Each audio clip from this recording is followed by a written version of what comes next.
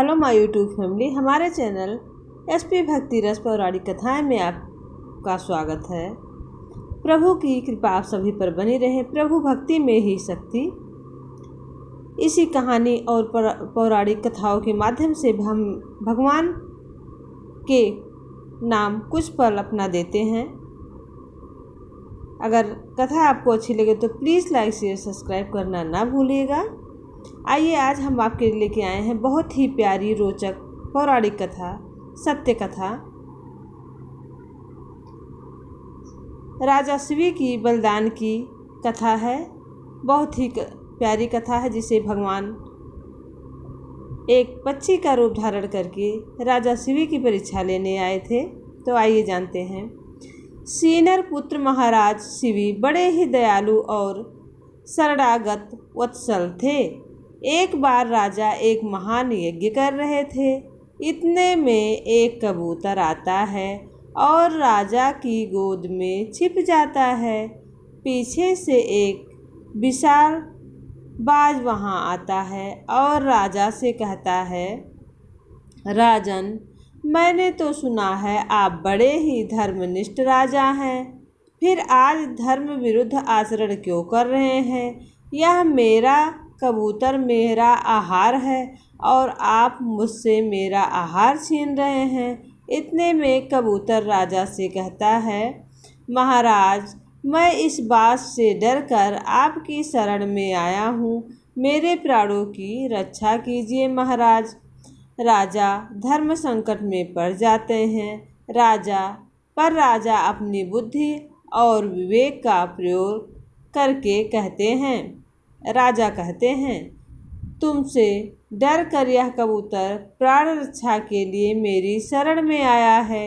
इसलिए शरण में आए हुए इस कबूतर का मैं त्याग नहीं कर सकता, क्योंकि जो लोग शरणागत की रक्षा नहीं करते हैं उसका कभी भी कल्याण नहीं होता है।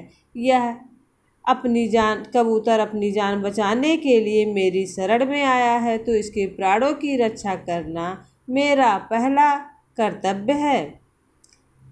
फिर बाज कहता है, राजन, प्रत्येक प्राणी भूख से व्याकुल होते हैं। मैं भी इस समय भूख से व्याकुल हूँ। यदि मुझे इस समय यह कबूतर नहीं मिला तो मेरे प्राण चले जाएंगे। मेरे प्राण जाने से पर मेरे बाल बच्चों के भी प्राण चले जाएंगे। हे राजन, इस तरह एक जीव के प्राण बचाने की जगह कई जीव के प्राण चले जाएंगे। यह बात सुनकर राजा बोले, शरण में आए इस कबूतर को तो मैं नहीं दे सकता। किसी और तरह तुम्हारी भूख शांत हो सकती है तो बताओ, मैं वह उपाय करता हूँ।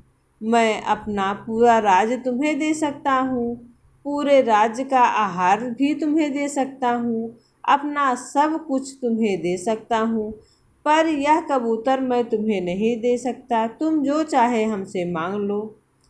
फिर राजा की बात सुनकर बाज ने कहा, हे राजन, यदि आपका इस कबूतर पर इतना ही प्रेम है तो इस कबूतर के ठीक बराबर का तौल कर आप अपना मांस मुझे दे दीजिए, और मैं यह अधिक नहीं चाहता। बाज की बात सुनकर राजा बोले, तुमने बड़ी कृपा की। तुम जितना चाहो उतना मांस मैं देने को तैयार हूँ। यदि यह शरीर प्राणियों के उपकार के काम ना आए तो प्रतिदिन इसका पालन पोषण करना बेकार है। हे बाज, मैं तुम्हारे कथानुसार ही करता हूँ। यह कहकर राजा ने एक तराजू मंगवाया और उसमें एक पलड़े में उस कबूतर को बैठाकर दूसरे में अपना मांस काट काट कर रखने लगे, तौलने लगे। कबूतर की रक्षा हो और बाज के भी प्राण बचे, दोनों का ही दुख निवारण हो, इसलिए महाराज शिवी अपने हाथ से अपना मांस काट काट कर तराजू में रखने लगे। तराजू में कबूतर का वजन मांस से बढ़ता ही गया। राजा ने शरीर भर का मांस काट के रख दिया, परंतु कबूतर का पलड़ा नीचे ही रहा। तब राजा स्वयं तराजू पर चढ़ गए। जैसे ही राजा तराजू पर चढ़े, वैसे ही कबूतर और बाज दोनों ही अंतर्ध्यान हो गए और उनकी जगह इंद्र और अग्नि देवता प्रकट हुए। इंद्र ने कहा, राजन, तुम्हारा कल्याण हो, और यह जो कबूतर बना है यह अग्नि है। हम लोग तुम्हारी परीक्षा लेने आए थे। तुमने जैसा दुष्कर कार्य किया है वैसा आज तक किसी ने नहीं किया। जो मनुष्य अपने प्राणों को त्याग कर भी दूसरे के प्राणों की रक्षा करता है वह परम धाम को प्राप्त होता है। अपना पेट भरने के लिए तो पशु भी जीते हैं, पर प्रशंसा के योग्य जीवन उन लोगों का है जो दूसरों के लिए जीते हैं। इंद्र ने राजा को वरदान देते हुए कहा, तुम चिरकाल तक दिव्य रूप धारण करके पृथ्वी का पालन कर अंत में भगवान के ब्रह्मलोक में जाओगे। इतना कहकर वे अंतर्ध्यान हो गए। राजा शिवी और दधीच जैसे लोग इस पृथ्वी पर अवतरित हुए हैं, जिन्होंने परोपकार के लिए अपना जिंदा शरीर भी दान दे दिया है और इसी पृथ्वी पर हम लोग एक दूसरे से लड़ते झगड़ते रहते हैं। इसी पृथ्वी पर एक एक महान महापुरुष दानी और कई दानी हुए हैं। कई पौराणिक ऐसी कथाएं हैं जो आपने नहीं सुनी हैं।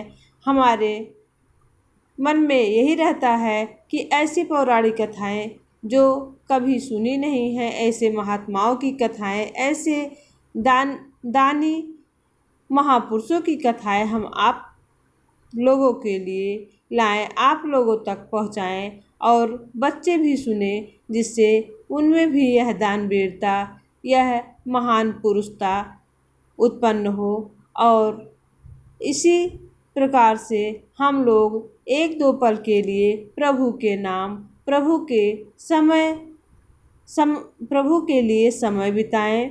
तो अगर आपको ये पौराणिक कथा अच्छी लगी हो तो प्लीज़ लाइक शेयर सब्सक्राइब करिएगा, और कथा अच्छी लगे तो लाइक शेयर सब्सक्राइब ज़रूर करिएगा। अगर कथा में कोई त्रुटि हो तो कृपया कमेंट बॉक्स के माध्यम से अवगत कराइएगा। प्लीज़ चैनल को लाइक शेयर सब्सक्राइब ज़रूर करिएगा, और हम आपके लिए बेहतर से बेहतर कथाएं, ज्ञानवर्धक कथाएं लेकर आते रहेंगे।